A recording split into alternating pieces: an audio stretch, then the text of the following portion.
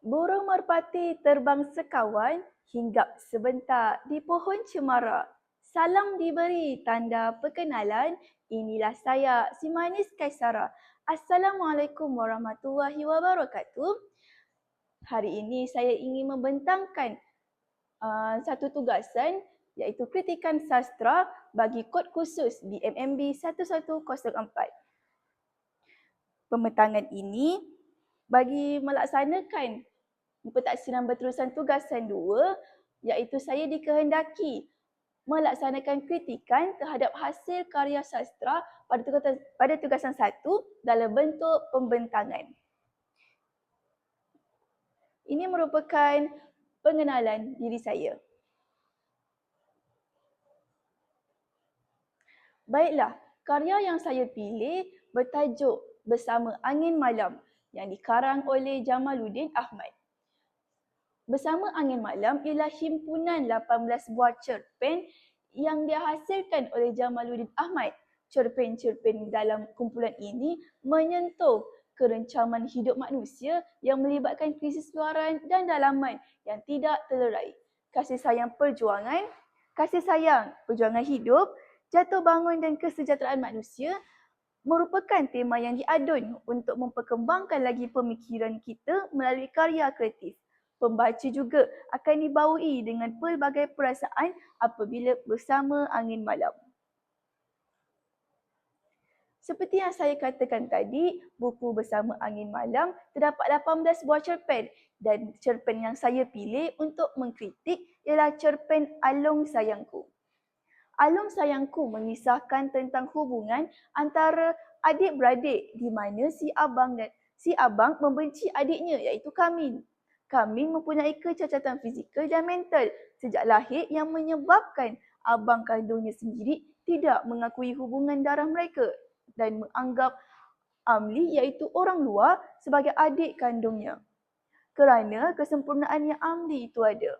Tersinggung dengan sikap tersebut, si adik berusaha bersungguh-sungguh dalam pelajaran untuk membuktikan kemampuannya. Akhirnya, dia berjaya memperoleh keputusan yang cemerlang dalam peperiksaan SRP dan berjaya membuka mata si abang terhadap kebolehan yang dia ada. Seterusnya, berdasarkan sinopsis karya tersebut, saya dapati yang karya ini ialah sejenis karya sastra remaja kerana bahasa yang digunakan dalam karya ini ialah bahasa yang mudah dan santai. Ia tidak terlalu berat dan sesuai dengan tahap pemahaman remaja. Yang kedua, tema dekat dengan kehidupan remaja iaitu tema kekeluargaan.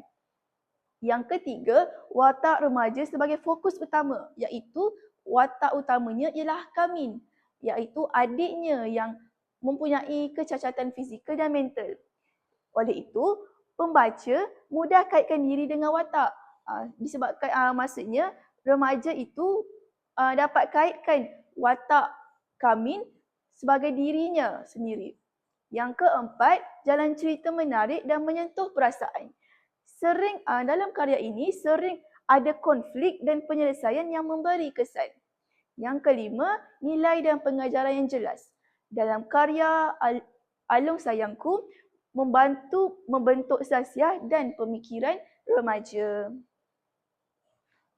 Dan fungsi sastra remaja terdapat 4. Yang pertama, memberi hiburan sambil mendidik. Yang kedua, membantu remaja memahami emosi dan diri sendiri. Yang ketiga, menanam nilai murni seperti kasih sayang, hormat dan kesabaran. Yang keempat, menggalakkan minat membaca dalam kalangan remaja. Baiklah, mari kita pergi kepada kritikan yang pertama iaitu kritikan sanjungan. Kritikan sanjungan bermaksud kritikan yang memuji dan menghargai kelebihan sesuatu karya dan pengarangnya yang berupaya menghasilkan pemikiran bernas serta dapat menampilkan elemen karya yang menarik. Secara ringkasnya, kritikan sanjungan ini untuk memberi pujian secara ikhlas kepada pengarang. Tujuan kritikan sanjungan ini yang pertama, menonjolkan kekuatan karya kerana kita ingin menyanjung, kita ingin memberi pujian kepada pengarang. Oleh itu, kita perlu menonjolkan kekuatan-kekuatan yang ada dalam karya tersebut. Yang kedua, untuk mengiktiraf usaha pengarang. Seperti yang kita tahu, untuk menghasilkan sesuatu karya yang baik bukanlah perkara yang mudah. Oleh itu, dengan kritikan sanjungan dapat mengiktirafkan usaha pengarang dalam menghasilkan sesuatu karya yang terbaik. Yang ketiga, dapat menunjukkan nilai estetika dalam karya tersebut. Dan ciri-ciri kritikan sanjungan yang pertama, menekankan unsur positif dalam karya. Yang kedua, menggunakan bahasa yang sopan dan menghargai. Seperti yang saya katakan tadi, kritikan sanjungan ini untuk menyanjung pengarang, untuk memberi pujian. Oleh itu, dalam kritikan sanjungan perlulah menggunakan bahasa-bahasa yang sopan dan menghargai. Yang ketiga, perlu disokong dengan contoh daripada teks. Ini bermaksud kita bukanlah kritik sekadar bercakap kosong. Kita memberi contoh daripada teks sebagai bukti perkara itu wujud. Yang keempat, menunjukkan kekuatan karya secara jelas. Yang kelima, fokus kepada keindahan bahasa, tema dan mesej yang ada di dalam karya tersebut. Dan terakhir, tidak bersifat berlebihan. Tidak bersifat berlebihan bermaksud tidaklah memuja-muja, taklah sehingga memuja-muja pengarang. Hanya cukup memberi pujian supaya pengarang itu rasa dihargai. Contoh petikan dalam cerpen Alung Sayangku. Saya ambil petikan ini. Akhirnya kami berjaya dengan cemerlang dalam SRP yang diambil pada kali kedua itu. Ali mendapat 13 agregat. Kami berpuas hati dengan keputusan SRP-nya. Kami benar-benar gembira dan yakin 100% bahawa Alung akan menyedari kemampuan kami. Kami juga yakin bahawa Alung akan memohon maaf atas cercaan dan sindirannya yang lalu. Berdasarkan petikan tersebut, kritikan sanjungan dapat dilihat melalui beberapa perkara. Iaitu, saya ingin memuji yang pertama, kegigihan Kamin. Kamin dipuji kerana usahanya yang sungguh-sungguh dalam pelajaran walaupun pernah dipandang rendah. Dipandang rendah pula oleh abangnya sendiri. Jadi, dengan kejayaan yang diperoleh, Kamin dalam peperiksaan SRP dapat membuktikan bahawa dia seorang yang rajin dan tidak mudah berputus asa. Daripada awal tadi, saya sudah cakap yang Kamin ini merupakan seseorang yang mengalami kecacatan fizikal dan mental. Tetapi dengan usahanya yang gigih, membolehkan dia mendapat keputusan yang cemerlang dalam peperiksaan SRP. Yang kedua, saya ingin memuji perubahan sikap Alung. Tindakan Alung yang ingin memohon maaf atas kesalahan lalu menunjukkan kesedaran dan keinsafan dalam diri Alung. Ini merupakan satu nilai positif yang wajar dipuji kerana dia akhirnya mengakui kesilapan terhadap adiknya sendiri. Walaupun sikap Alung yang pada awalnya selalu mencerca adiknya sendiri, menyidir adiknya sendiri, tetapi akhirnya Alung berubah. Alung menyedari dan mengisafi perbuatannya dan mengakui kesilapannya serta memohon maaf atas perbuatannya. Oleh itu, ini merupakan satu sikap yang patut dicontohi dalam diri kita. Baiklah, yang ketiga ialah saya ingin memuji sikap pemaaf dan harapan untuk hubungan baik. Maksud, dalam petikan tersebut, Kamin digambarkan sebagai seorang yang berhati mulia apabila dia mahu ahli keluarganya tidak malu dan boleh berbangga dengannya. Ini menunjukkan nilai kasih sayang dan keinginan untuk memperbaiki hubungan kekeluargaan. Ini bermaksud sikap Kamin yang walaupun pernah dicerca oleh abangnya sendiri tetapi dia tidak berputus asa. Malah dia lagi bersungguh-sungguh untuk membanggakan ahli keluarganya dengan keputusan yang dia ada. Walaupun Kamin seorang yang mempunyai kecacatan fizikal dan mental tapi dapat memperolehi keputusan cemerlang dengan usahanya sendiri. Yang keempat, saya ingin memuji dan memberi penghargaan terhadap usaha dan bukannya kekurangan. Dalam petikan ini secara tidak langsung memuji bahawa kejayaan seseorang tidak harus dinilai berdasarkan kekurangan fizikal atau kelemahan, tetapi melalui usaha dan kemampuan sebenar. Kesimpulannya, teks ini menonjolkan kritikan sanjungan terhadap nilai kegigihan, keinsafan dan kasih sayang dalam keluarga yang akhirnya membawa kepada perubahan sikap dan hubungan yang lebih baik. Dalam petikan tersebut, memang sepatutnya kita memberi sanjungan kepada pengarang kerana menonjolkan sikap-sikap dan nilai-nilai murni yang ada dalam karya tersebut. Oleh itu, apabila pembaca membacanya, dapatlah sedikit sebanyak menerapkan nilai-nilai tersebut dalam diri mereka. Baiklah, kita sambung kepada kritikan yang kedua, iaitu kritikan teguran. Kritikan teguran bermaksud kritikan yang menegur kelemahan karya secara berhemah dan ikhlas. Tujuan kritikan ini ialah untuk memperbaiki kekurangan dan memberi kesedaran kepada pengarang. Walaupun ini kritikan teguran, tidak bermaksud kita perlu tegur dengan bahasa yang kasar. Oleh itu, ciri-ciri kritikan teguran yang pertama ialah menyatakan kelemahan secara jelas tetapi sopan. Dan ciri-ciri yang kedua ialah menggunakan bahasa berlapik. Maksudnya tidaklah menggunakan bahasa yang dapat menyinggung hati pengarang. Yang ketiga, disertakan bukti daripada teks. Ini juga sama seperti kritikan sebelumnya, iaitu kita menyatakan kritikan tersebut dengan bukti yang jelas. Yang keempat, kritikan ini bersifat membina, bukannya untuk menjatuhkan mana-mana karya. Contoh petikan yang ada di dalam cerpen Alung Pesayang yang saya ambil ialah, tak apa Alung, Alung boleh puji Amli, adik akak Alung itu. Setakat mana yang Alung mahu. Alung boleh keji dan hina aku seperti sampah di tepi jalan. Alung boleh akui Amli sebagai adik kandung dan aku sebagai orang yang menagih kasih. Aku tidak boleh memaksa Alung agar menyayangi aku lebih daripada Amli atau sebaliknya.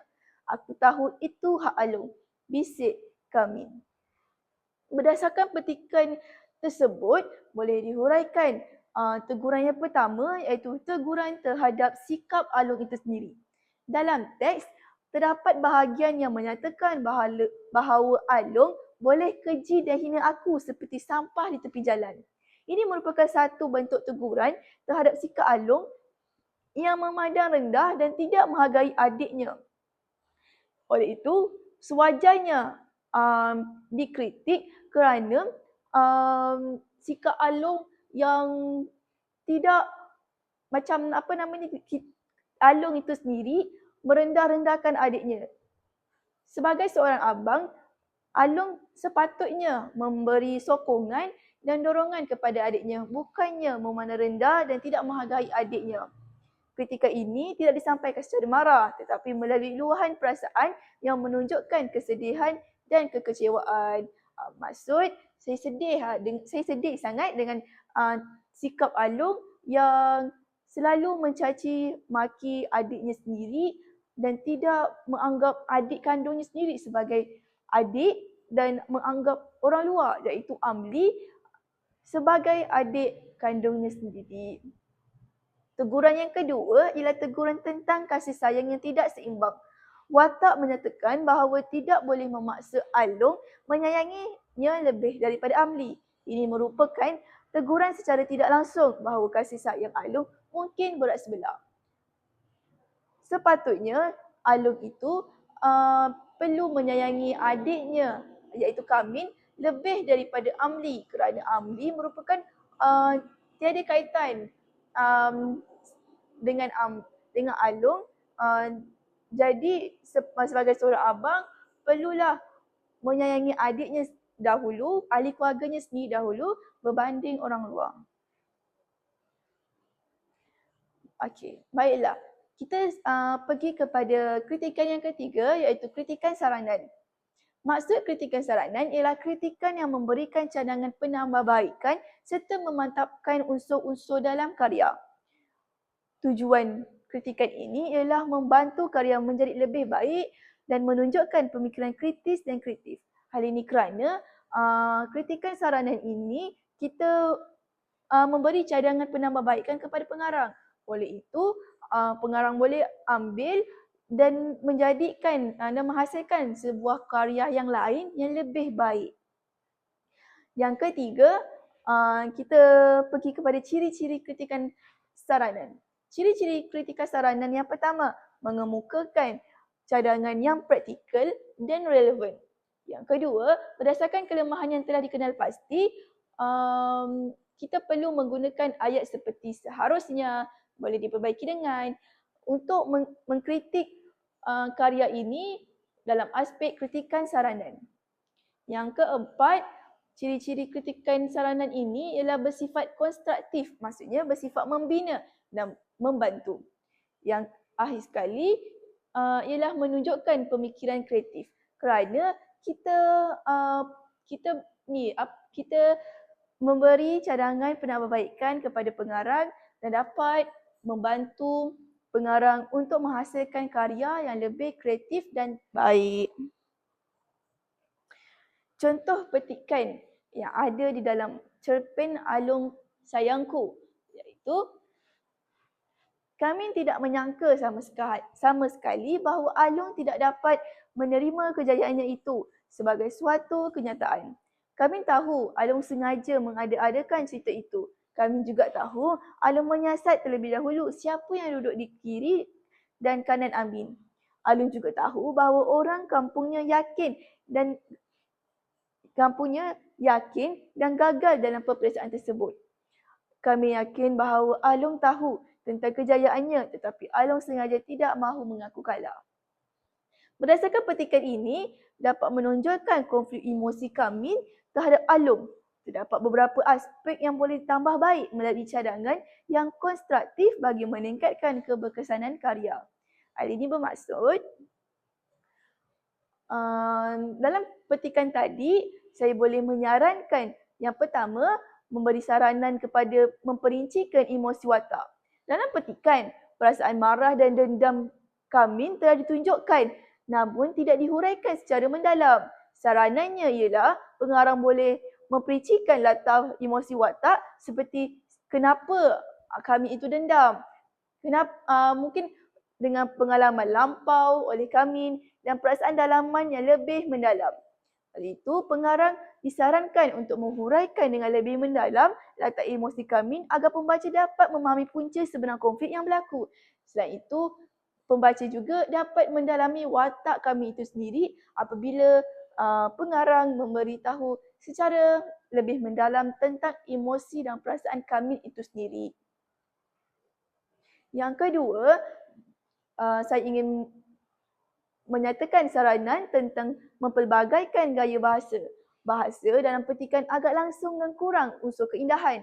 Saranannya, pengarang boleh menggunakan metafora, perbandingan dan bahasa puitis. Oleh itu, penggunaan gaya bahasa seperti metafora dan perbandingan wajar dipertingkatkan bagi menambahkan kesan emosi serta keindahan karya.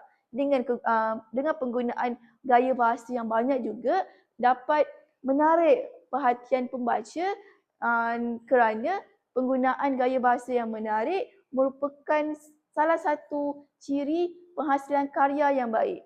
Oleh itu, pengarang diberi saranan untuk memperbanyakkan lagi dan mempelbagaikan lagi gaya bahasa yang ada. Kita pergi kepada kritikan yang keempat iaitu kritikan pendekatan. Kritikan pendekatan itu sendiri merupakan satu proses mendekati sesuatu karya. Hal ini bermaksud kita mendalami sesuatu karya itu secara mendalam. Itulah maksud pendekatan. Dan ciri-ciri kritikan pendekatan yang pertama ialah mempunyai fokus yang jelas tentang tema, tentang struktur dan tentang sosial dalam karya tersebut. Yang kedua ialah konsisten dalam analisis. Bermaksud tidak bercampur tanpa arah. Yang ketiga ialah digunakan sebagai panduan utama analisis. Untuk kita menganalisis sesuatu karya, perlulah kita mendekati dahulu karya tersebut supaya tidak menganalisis luar daripada karya. Maksudnya kita menganalisis tu mempunyai tujuan, mempunyai panduan supaya tidak tersalah arah. Yang keempat, membantu menjelaskan tujuan kritikan. Yang kelima ialah disesuaikan dengan jenis karya. Jenis kritikan pendekatan mempunyai 4 jenis, iaitu yang pertama, pendekatan intrinsik. Maksud pendekatan intrinsik ialah kritikan yang menumpukan kepada unsur dalaman karya tanpa melibatkan faktor luar. Fokus dalam pendekatan intrinsik ialah tema, plot, watak dan perwatakan, gaya bahasa. Pengkritik hanya melihat struktur dan isi dalam teks untuk memahami makna karya. Maksudnya dalam intrinsik ini ialah dalaman karya itu. Okey, yang kedua ialah pendekatan ekstrinsik. Maksud pendekatan ekstrinsik ialah kritikan yang mengaitkan karya dengan faktor luar. Fokusnya seperti latar belakang pengarang, sejarah, budaya dan keadaan masyarakat. Bermaksud kita melihat luar daripada karya tersebut. Dan karya ini dilihat sebagai hasil pengaruh persekitaran dan pengalaman pengarang. Maksudnya dengan pendekatan ekstrinsik kita boleh mengetahui latar belakang pengarang itu. Maksudnya daripada karya itu sendiri luar daripada karya. Seperti latar belakang, sejarah. Dan hal ini juga kita dapat mengenal pasti sejarah pengarang dan tidaklah kita memberi kritikan yang tidak berhemah. Pendekatan yang ketiga ialah pendekatan moral. Bermaksud pendekatan moral ialah menilai karya berdasarkan nilai, etika dan pengajaran. Fokus dalam pendekatan ini ialah nilai murni, tingkah laku watak, pengajaran dan pengajaran kepada pembaca. Bermaksud dalam pendekatan ini kita menilai sama ada karya tersebut memberi teladan baik atau tidak, membawa kesan positif kepada pembaca ataupun tidak. Yang keempat, pendekatan psikologi. Maksudnya, pendekatan psikologi mengkaji karya berdasarkan emosi, pemikiran dan konflik dalam watak atau pengarang. Fokus dalam pendekatan psikologi ialah perasaan watak, motivasi tindakan. Bermaksud, dalam pendekatan ini kita menganalisis mengapa watak bertindak berdasarkan keadaan mental dan emosi. Bermaksud, kita mengkritik karya tersebut menggunakan emosi watak. Yang kelima ialah pendekatan sosiologi. Bermaksud, pendekatan sosiologi melihat karya sebagai cerminan kehidupan masyarakat. Dan fokus dalam pendekatan ini ialah isu sosial, hubungan masyarakat, budaya dan norma dan kelas sosial. Karya juga dikaitkan dengan realiti seperti kemiskinan, pendidikan, ketidakadilan sosial. Bermaksud, pendekatan sosiologi ini kita melihat sesuatu karya itu mengkait atau tidak dengan isu sosial dalam masyarakat kita. Yang keenam dan pendekatan yang keenam iaitu pendekatan yang terakhir ialah pendekatan archetype. Pendekatan archetype bermaksud pendekatan yang meneliti simbol, imej dan watak sejagat iaitu universal dalam karya.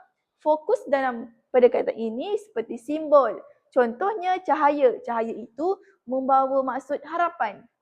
Watak universal seperti wira, penjahat. Dan tema sejagat seperti cinta, perjuangan, kekeluargaan. Dan dalam pendekatan archetype ini, kita melihat unsur yang berulang dalam banyak karya di seluruh dunia. Bermaksud, dengan pendekatan archetype ini, kita dapat memperlihatkan dan merumuskan semua karya-karya di Malaysia, termasuk juga karya-karya di luar Malaysia dengan menggunakan tema-tema yang sejagat, simbol-simbol dan watak universal. Baiklah, dalam cerpen Alung Sayangku, saya mengambil petikan ini. Kami menutup buku geografi dan menghempaskannya di atas meja. Kami benar-benar mendendami Alung. Kami akan membalas dendamnya walau dengan apa cara sekalipun. kami berjanji pada dirinya bahawa dia tidak akan berbaik semula walaupun Along datang melutut padanya. Buku-buku peninggalan Along tidak akan dibukanya lagi. Kami boleh pinjam buku dari perpustakaan. Pendek kata, biar kami bodoh sekalipun, buku peninggalan Along tidak akan dijamah lagi. Dalam petikan ini, dia lebih menonjolkan pendekatan psikologi kerana memberi tumpuan kepada emosi, perasaan dan konflik dalaman watak kami itu sendiri. Bermaksud, dalam petikan yang saya pilih ini merupakan pendekatan psikologi. Kenapa ia merupakan pendekatan psikologi? Kerana yang pertama, penekanan kepada emosi dendam watak. Dalam teks tersebut telah dinyatakan ayat kami benar-benar mendendami Along. Ini menunjukkan perasaan marah dan dendam yang kuat terhadap kami, perasaan marah dan dendam yang kuat oleh diri kami sendiri terhadap Alongnya. Yang kedua, keadaan emosi dalam watak. Seperti yang kita tahu, Along, kami kata dia dendam kepada Along dan perasaan dendam itu sendiri merupakan emosi dalam watak. Maksudnya kami itu dalam hatinya, dalam dirinya mempunyai sifat marah, sifat dendam kepada Along. Yang kedua, kenapa petikan tadi merupakan pendekatan psikologi? Kerana wujud konflik dalaman. Dalam ayat, kami berjanji pada dirinya bahawa dia tidak akan berbaik semula. Ini menunjukkan pergelutan dalam diri mereka, dalam diri kami dan keputusan yang dipengaruhi emosi kami itu sendiri. Ini bermaksud kami telah berjanji pada dirinya yang dia tidak akan berbaik semula dengan Along. Di sini dapat menunjukkan sikap kami yang begitu marah terhadap Along. Yang ketiga, tindakan dipengaruhi oleh emosi. Contoh, biar kami bodoh sekalipun, buku peninggalan Along tidak akan dijamah lagi. Ini menunjukkan tindakan kami tidak rasional dan dipengaruhi oleh perasaan dendam. Ini aspek penting dalam analisis psikologi kerana emosi itu sendiri mempengaruhi tingkah laku. Yang keempat, fokus kepada jiwa dan perasaan, bukan masyarakat. Dalam teks tersebut, dia tidak fokus kepada isu sosial, tidak bincang latar masyarakat, sebaliknya menyelami perasaan individu. Oleh itu, jelas lagi bersuluh yang petikan tersebut ialah pendekatan psikologi kerana dia tidak fokus kepada isu sosial, dia tidak cerita tentang latar belakang masyarakat, sebaliknya dia cerita tentang perasaan kami itu sendiri. Baiklah, saya akan pergi kepada kritikan yang kelima iaitu kritikan penganalisisan. Maksud kritikan penganalisisan ialah proses menghuraikan karya secara mendalam. Ciri-cirinya ialah menggunakan contoh daripada teks. Yang kedua, mengandungi huraian yang jelas dan terperinci. Yang ketiga, menghubungkan isi dengan mesej karya. Yang keempat, bersifat logik dan sistematik. Yang kelima, tidak hanya menyatakan tetapi menghuraikan sebab. Hal ini kerana apabila saya sebagai pengkritik menggunakan aspek kritikan penganalisisan ini, saya perlu mendalami sesuatu karya itu kerana kritikan ini saya akan menghuraikan proses karya secara mendalam. Saya tidak hanya menyatakan tetapi menghuraikan sebab-sebab tertentu. Apa yang saya analisis ialah tema, plot, watak, gaya bahasa dan latar. Latar itu terdapat dua, ada latar belakang masyarakat, ada latar belakang tempat. Dan tujuan kritikan penganalisisan ini ialah yang pertama, memahami makna karya secara mendalam. Dengan kritikan penganalisisan, saya dapat memahami karya itu secara mendalam. Yang kedua, dapat menghuraikan unsur-unsur karya. Dan ketiga, dapat menjelaskan mesej dan persoalan. Ini bermaksud, jika ada yang bertanya saya tentang karya tersebut, saya dapat menjawab dengan jelas dan teratur kerana saya sudah faham setiap petikan, saya sudah faham unsur-unsur dalam cerita yang saya pilih, maksudnya dalam karya yang saya pilih. Jadi saya dapat jelaskan mesej dan persoalan yang terdapat pada karya tersebut. Seperti yang saya katakan tadi, saya sudah menganalisis pelbagai perkara, tetapi saya akan memfokuskan tentang aspek plot. Dalam cerpen Alung Sayangku, iaitu karya yang saya pilih, permulaannya ialah cerpen itu telah diperkenalkan tentang hubungan dua adik-beradik, iaitu abang membenci adik kerana cacat dan dianggap lembam, dan daripada permulaan kita dapat lihat yang sikap Alung itu sangat membenci kepada adiknya sehingga tidak menganggap adik kandungnya itu sendiri sebagai adiknya dan sanggup menganggap Amli sebagai adik kandungnya sendiri. Dalam perkembangan pula, konflik semakin jelas apabila abang menafikan hubungan darah mereka dan adik diraih seperti orang asing dan menimbulkan tekanan emosi. Pada peringkat klimaks pula, adik berasa sangat tersinggung dan bertekad untuk membuktikan kebolehan dengan belajar bersungguh-sungguh untuk SRP. Pada peringkat peleraian, adik berjaya memperoleh keputusan cemerlang iaitu agregat 5. Dan kejayaan tersebut membuka mata abang. Kenapa ia membuka mata abang? Kerana adiknya iaitu Kamin sendiri yang dikatakan kecacatan fizikal dan mental yang dikatakan lembam oleh abang sendiri berjaya mendapat agregat 5. Sedangkan Amli iaitu adik angkat Alung yang dipuji-puji itu mendapat agregat 13. Di sini dapat berjaya membuka mata abang terhadap kelebihan yang ada dalam diri adiknya sendiri iaitu Kamin. Dan pada fasa penyelesaian, abangnya sendiri iaitu Alung menyesal dan mengakui kesilapan dan Alung sendiri memohon maaf dan hubungan kekeluargaan kembali pulih. Jadi kesimpulan plot ialah plot ini bersifat linear iaitu kronologi yang menunjukkan perkembangan konflik hingga penyelesaian dengan jelas. Okey. Kritikan yang terakhir ialah kritikan penilaian. Kritikan penilaian bermaksud memberi keputusan atau pendapat keseluruhan terhadap karya. Tujuan kritikan ini ialah untuk menentukan sama ada karya itu berjaya atau tidak. Berjaya atau tidak dan menilai impak kepada pembaca. Aspek karya itu berjaya atau tidak bermaksud karya itu dapat memberi kesan yang positif atau tidak kepada pembaca. Dan ciri-ciri kritikan penilaian yang pertama ialah dapat membuat kesimpulan keseluruhan karya. Kerana kita ingin menilai karya tersebut, jadi kita perlu membuat kesimpulan keseluruhan karyanya. Yang kedua, menimbang kekuatan dan kelemahan yang ada dalam karya. Yang ketiga, menilai keberkesanan mesej. Yang keempat, disokong oleh analisis sebelumnya. Bermaksud, untuk kita menilai sesuatu karya, kita perlu disokong oleh analisis-analisis yang sebelumnya. Yang keempat, bersifat adil dan seimbang. Bermaksud, kita sebelum menilai sesuatu karya, kita perlu mengambil semua aspek yang baik, yang buruknya, kita perlu lihat semuanya itu. Yang terakhir, menunjukkan pendirian sendiri sebagai pengkritik. Maksudnya, saya sebagai pengkritik, saya perlu menunjukkan sifat pendirian saya untuk menilai karya ini.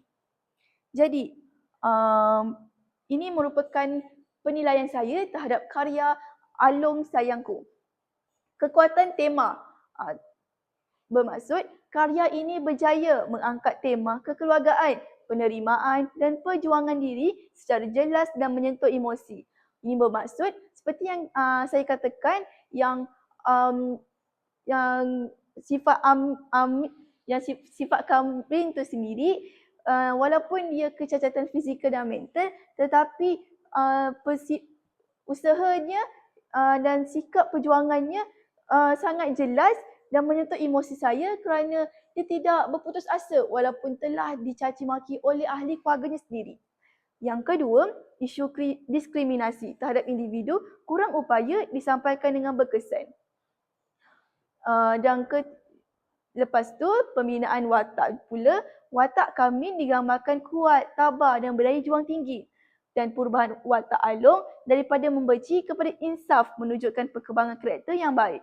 5 maksud, watak dalam cerita Along Sayangku seperti watak Kamin, watak Along telah berjaya membuka mata saya sebagai pengkritik yang menunjukkan watak ini adalah watak yang baik kerana dia menyelitkan nilai-nilai murni yang ada dalam watak itu sendiri seperti watak Kamin yang berusaha, yang kuat dan tabah, dan watak Along itu sendiri yang seperti kita tahu pada awalnya marah adiknya, tidak mengakui kejayaan adiknya tetapi telah berubah dengan menginsafi perbuatannya. Jadi watak dalam cerita ini sendiri merupakan karakter yang baik. Dan plot dan jalan cerita dalam karya ini pula ialah plot yang tersusun kerana secara kronologi dan mudah difahami. Dan perkembangan konflik hingga penyelesaian digarap dengan kemas. Bermaksud sebagai pembaca mudah memahami apa yang disampaikan dalam karya ini. Dan yang paling penting, ceritanya tidak tergantung. Dan untuk nilai dan pengajaran. Dalam karya ini syarat dengan nilai murni seperti kesabaran, kegigihan, kasih sayang dan keinsafan. Dan memberi impak positif kepada pembaca, khususnya remaja. Gaya bahasa dalam karya ini juga ialah bahasa yang digunakan dengan mudah dan sesuai dengan sasaran pembaca iaitu remaja. Dan penyampaian juga jelas dan tidak terlalu kompleks. Kelemahan dalam karya ini pula ialah konflik mungkin dianggap biasa atau sedang kata, maafkan saya, perkataannya ialah klise iaitu pergaduhan antara adik dan abang selepas itu berbaik. Walaupun isu itu dianggap biasa tetapi karya ini telah membuka mata orang ramai bahawa sikap Along tidak wajar dicontohi. Dan penyelesaian juga berlaku agak cepat tanpa pengembangan emosi yang lebih mendalam. Penilaian keseluruhan, karya ini bernilai tinggi dari segi moral dan pendidikan. Sesuai sebagai bahan bacaan remaja kerana mampu membentuk sasial dan empati pembaca kerana nilai-nilai yang ada dalam karya ini dapat remaja serapkan dalam diri mereka seperti nilai kasih sayang, nilai pemaaf. Jadi apabila pembaca membaca karya ini dapat menyerapkan nilai-nilai tersebut dalam diri mereka. Dapat saya simpulkan yang karya ini memberi impak yang signifikan kerana mampu menyentuh emosi pembaca melalui konflik kekeluargaan yang realistik, khususnya isu penolakan terhadap individu kurang upaya. Perjuangan watak Kamin yang gigih membuktikan kemampuannya menimbulkan rasa simpati dan inspirasi dalam kalangan pembaca. Selain itu, perubahan sikap Along yang akhirnya insaf turut memberi kesedaran tentang pentingnya nilai empati, penerimaan dan kasih sayang dalam keluarga. Secara keseluruhannya, karya ini berjaya menyampaikan mesej moral yang kuat serta mendorong pembaca untuk menilai semula sikap dan persepsi terhadap orang lain. Nampaknya pembentangan saya sudah sampai ke penghujungnya. Itu sahaja daripada saya. Sekian, terima kasih.